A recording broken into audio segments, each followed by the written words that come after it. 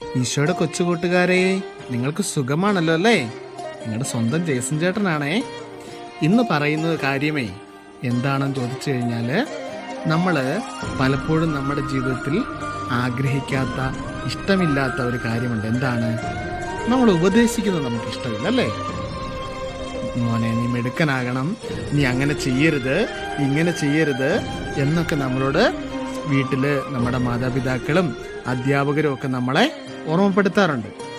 അതുമാത്രമല്ല, നമ്മുടെ കൂട്ടുകാരുടെ ഇടയിൽ നിന്ന് നമ്മളെ പല കാര്യത്തിനും എന്ത് ചെയ്യും? ഉപദേശങ്ങൾ സ്വീകരിക്കും. ചിലപ്പോഴൊക്കെ അതിലൂടെയൊക്കെ നമ്മൾ വഴിതെറ്റിപ്പോകാനും സാധ്യതയുണ്ട്, അങ്ങനെയുള്ള ഉപദേശങ്ങളൊക്കെ സ്വീകരിക്കുമ്പോൾ. അപ്പോൾ ഇന്ന് നമ്മളെ ദൈവവചനം ഓർമ്മപ്പെടുത്തുന്നത് ഇപ്രകാരമാണ്: വിവേകമുള്ള ഏതൊരുവനിൽ നിന്നും ഉപദേശം തേടുക. തോബിത്ത് 4:18. അതുകൊണ്ട് നമ്മുടെ ജീവിതത്തിൽ എന്ത് തീരുമാനങ്ങൾ എടുക്കുമ്പോഴും നമ്മൾ എന്ത് ചെയ്യണം?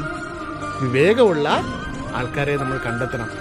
അതായത് ചിലപ്പോൾ നമ്മുടെ അധ്യാപകരായിരിക്കാം, നമ്മുടെ മാതാപിതാക്കളായിരിക്കാം, അല്ലെങ്കിൽ നമ്മളെ മോട്ടിവേറ്റ് ചെയ്യുന്ന ആൾക്കാരായിരിക്കാം. അങ്ങനെ നമ്മൾ വിവേകമുള്ള മനുഷ്യരിൽ നിന്ന് നമ്മൾ ഉപദേശം സ്വീകരിക്കണം. അതിനുവേണ്ടി നമുക്ക് പ്രാർത്ഥിക്കാം. ലോകത്തിൽ മിടുക്കരായി തീരുവാൻ ഈശോ അനുഗ്രഹിക്കട്ടെ. ആമേൻ.